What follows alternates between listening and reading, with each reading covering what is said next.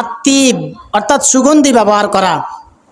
রাসূল সাল্লাল্লাহু আলাইহি ওয়াসাল্লামের সবচেয়ে প্রিয় অভ্যাস ছিল নবীজি সুগন্ধি ব্যবহার করতেন।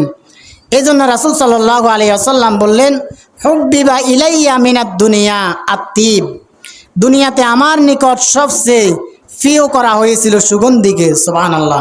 রাসূল সাল্লাল্লাহু আলাইহি ওয়াসাল্লাম সুগন্ধি ব্যবহার করতেন।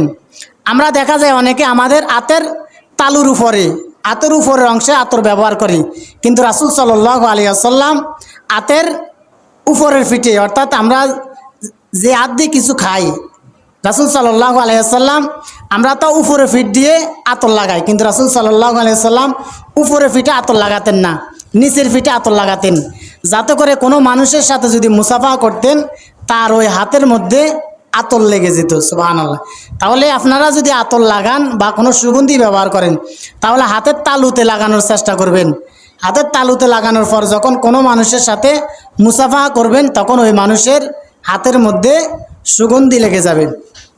এরপর ঈদের দিনের 7 নম্বর করণীয় আমল হচ্ছে, ঈদের দিন কোরবানি করার আগে কোরবানির মাংস, কোরবানি করার পর কোরবানির মাংস ভক্ষণ করা।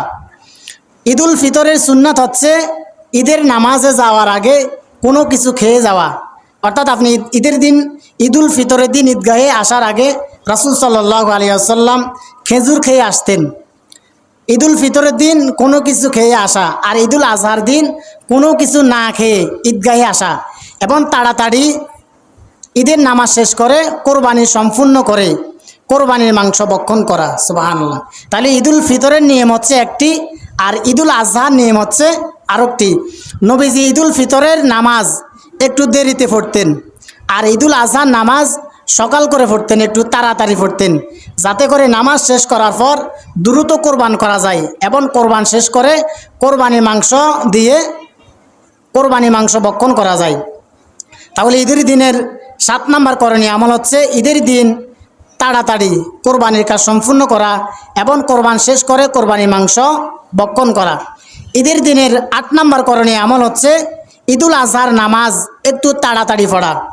যেহেতু নবীজি ঈদুল ফিতরের নামাজ একটু দেরি করে পড়তেন, যেহেতু পুরা মাস মানুষ রোজা রাখত, রোজা রাখার কারণে সকালবেলা দেখা যায় সবাই ভোরবেলায় ফজরের নামাজ পড়ে কিছুক্ষণ ঘুমাতেন, এই জন্য অনেকে 7টা বাজে 8টা বাজে ঘুম থেকে উঠতেন।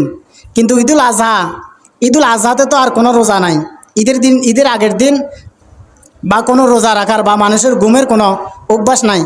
আর যেহেতু কোরবান ঈদের দিন গরু জবাই করা হয়, এই জন্য রাসূল সাল্লাল্লাহু আলাইহি ওয়াসাল্লাম কোরবানি ঈদের দিন ফজরের পর একটু তাড়াতাড়ি কোরবানির কাজ সম্পূর্ণ করতেন, এবং কোরবানির কাজ সম্পূর্ণ করার পর কোরবানির মাংস দিয়ে কোরবানির মাংস ভক্ষণ করতেন। এরপর ঈদের দিনের